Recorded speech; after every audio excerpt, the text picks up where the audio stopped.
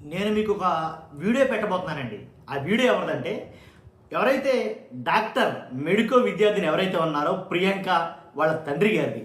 ఆయన మాట్లాడుతున్న ఆ బాధ, ఆ ఆవేదన మామూలుది కాదండి. నిజంగాను ఎవరో తీర్చలేనిది.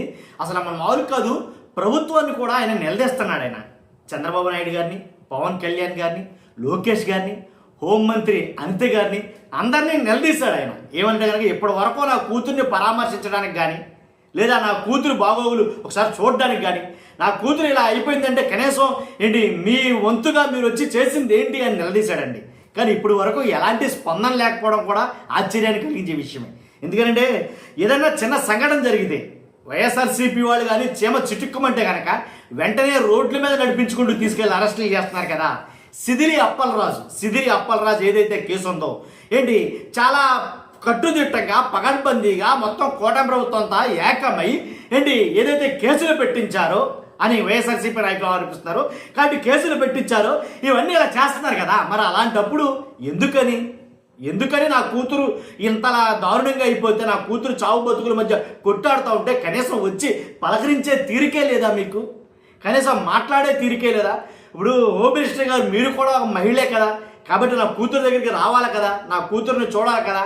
ఏంటి ఇలా గుద్దేసి చంపేస్తే ఎంతవరకు వాళ్ళు అలాగా స్వేచ్ఛగా ఉండడమేనా? కాబట్టి వాళ్ళకి ఉరిశిక్ష ఇలా ఒకటి కాదు, చాలా ఆయన బాధ మొత్తం ఆవేశం మొత్తం వెళ్ళగెక్కాడండి పాపం ఆయన. కాబట్టి ఆయన మాటలో ఏం మాట్లాడాడో నేను వీడియో పెడతా. వీడియో పెట్టే ముందు నా రిక్వెస్ట్ ఉంది, రాష్ట్ర ప్రజలందరికీ వాస్తవాలు తెలియాలా, ఏం జరుగుతుంది ఏంటనేది. మీ బాధ్యతగా మీరు లైక్ చేయండి. మీరు లైక్ చేస్తే ఎక్కువ మందికి ఇన్ఫర్మేషన్ షేర్ అవుతుంది. కొత్తగా మన ఛానల్ చూస్తే పక్కాగా సబ్స్క్రైబ్ చేయండి. మీ అమూల్యమైన అభిప్రాయాన్ని కామెంట్ రూపంలో తెలియజేయండి.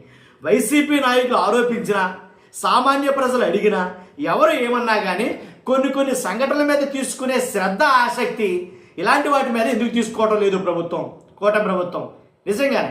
కాబట్టి ఏదో చేశారని చెప్పేసి రోడ్ల మీద నడిపించడం, లేదా మేకపోతు తల అరికాడని చెప్పేసేమో రోడ్ల మీద నడిపించడం, కోడి కోసారని అరెస్ట్ చేయడం ఏంటి, ఇలా వైఎస్ఆర్సీపీ అరెస్టులు. కాబట్టి ఇలాంటి అరెస్టులు చేయడానికి ఎంత అత్యుత్సాహం ప్రదర్శించే కూటమి ప్రభుత్వం మరి ఎందుకని కనీసం ఒక మెడికల్ విద్యార్థిని కారుతోటి కావాలని తప్పతాగి కారుతోటి గుద్దించి ఏంటి బ్రెయిన్ డెడ్ అయిపోయేలాగా మృతి చెందింది అన్నారు. తాజా వార్త ఏంటంటే మృతి చెందింది అని అంటున్నారు. మరి కాబట్టి అలాంటి దారుణానికి ఒడిగట్టిన సంఘటనకి ఎప్పుడో 3వ తారీఖు జరిగితే 6వ తారీఖు వరకు కూడా అరెస్ట్ అనేది చూపించకుండా 6వ తారీఖు వరకు కూడా 7వ తారీఖుని కోర్టులో ఏంటి ప్రవేశపెట్టడం ద్వారా ఏంటి అంత అలసత్వం ఏంటి అని చాలామంది ప్రశ్నిస్తున్నారండి వాస్తవంగా అయితే కనుక.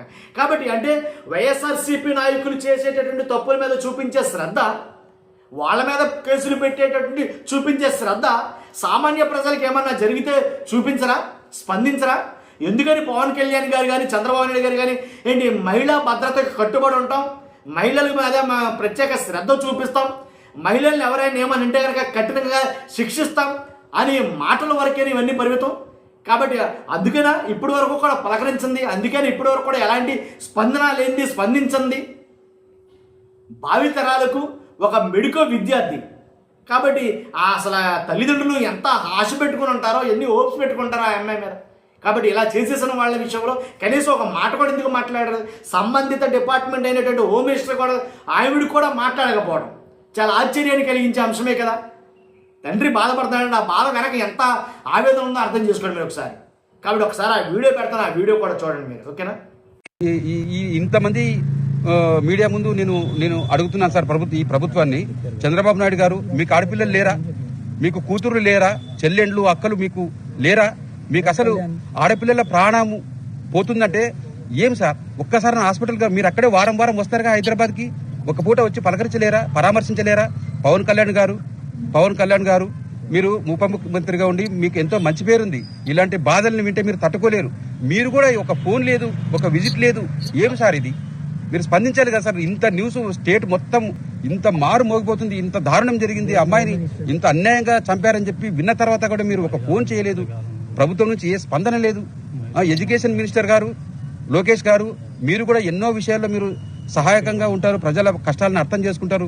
మరి మా పట్ల ఈ మెడికల్ విద్యార్థిని తన అందమైన జీవితం కళ్ళ ముందు ఇక మేము చూడబోతున్నప్పుడు మా అందమైన కళ్ళల సౌధం మా తల్లిదండ్రుల కళ్ళెదుటే కూలిపోతే మా కడుపు కోత ఎంత ఉందో మీకు అర్థం కాలేదా సార్?